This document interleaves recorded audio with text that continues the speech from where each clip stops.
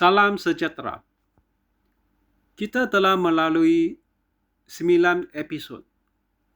Kita bercakap tentang kesihatan sebagai infrastruktur, penyakit sebagai hutang kompaun, sistem versus produk, warisan keluarga, ekonomi komuniti, struktur versus emosi.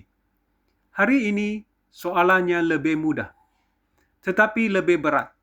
Siapa yang sedia melabur pada diri sendiri? 20-80 extraction. Keputusan terakhir. 80% masa depan kesihatan anda ditentukan oleh 20% keputusan asas. Apa yang anda makan setiap hari? Bila anda tidur? Apa yang anda tapis? Apa yang anda ulang? Apa yang anda ukur? Bukan oleh nasib, bukan oleh genetik semata-mata, tetapi oleh struktur harian. 5 sebab kenapa ramai masih belum melabur pada diri sendiri. Pertama, mereka anggap pelaburan hanya dalam aset luaran. Pelaburan dalam tanah difahami. Pelaburan dalam rumah difahami. Pelaburan dalam perniagaan difahami. Tetapi pelaburan dalam metabolisme ramai tidak nampak. Sedangkan tanpa badan sehat, aset luaran suka diurus. Kedua, mereka salah faham risiko. Ramai fikir belum sakit, belum perlu. Tetapi kita sudah belajar, penyakit kronik adalah hutang kompaun yang dibayar 10 hingga 15 tahun kemudian. Dan bila tiba masa bayar, kita tidak boleh reset masa. Ketiga, mereka takut komitmen jangka panjang. Ramai boleh committed 30 hari, tetapi takut komitmen 10 tahun. Pelaburan sebenarnya bukan jangka pendek. Ya, keputusan yang diulang tanpa drama. Keempat, mereka menunggu situasi sempurna. Tunggu lapang. Tunggu anak besar. Tunggu projek selesai. Kesihatan tidak menunggu keadaan sempurna. Ia bergerak setiap hari. Sama ada kita jaga atau kita abaikan. Kelima, mereka tidak faham pulangan sebenar. Pulangan kesihatan bukan hanya angka pada laporan darah.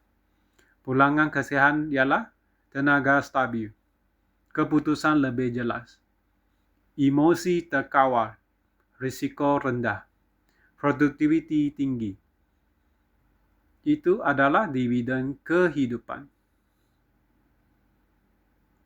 Infrastruktur pelaburan diri.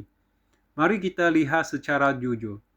Dalam pelaburan kewangan, kita faham modal kecil, tambah konsisten, tambah masa.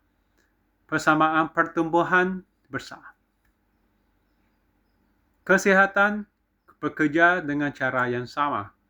Langkah kecil, tambah konsisten, tambah masa, persamaan ketahanan jangka panjang. Sistem kecil yang diulang setiap hari adalah pelaburan sebenar. Seruan musim. Saya mahu ulang satu ayat ini perlahan-lahan. Tanah boleh beri dividen. Kesihatan beri hanyut. Mana lebih utama? Tanah boleh diwariskan. Kesihatan menentukan masa anda sempat melihat cucu membesar. Tanah memberi pendapatan. Kesihatan beri peluang menikmati pendapatan itu. Mana lebih utama? Ajakan terakhir. Sebelum kita tamatkan musim ini, saya mahu anda lakukan 3 perkara. Pertama, nilai semula prioriti. Tanya anda sendiri. Adakah saya benar-benar melabur pada diri atau hanya pada aset luar? Kedua, fikir jangka panjang. Bayangkan diri anda 15 tahun dari sekarang. Adakah anda stabil atau bergantung pada ubat dan rawatan? Keputusan hari ini menentukan jawapan itu. Ketiga, mula dengan sistem kecil, bukan drastik, bukan ekstrim. Mulakan dengan kurangkan gula sedikit, tetapkan waktu tidur, pergerakan minimum harian, pantau tekanan darah, konsisten. Sistem kecil tetapi berdisiplin. Penutup musim. Musim ini bukan tentang motivasi. Ia tentang perhakiman.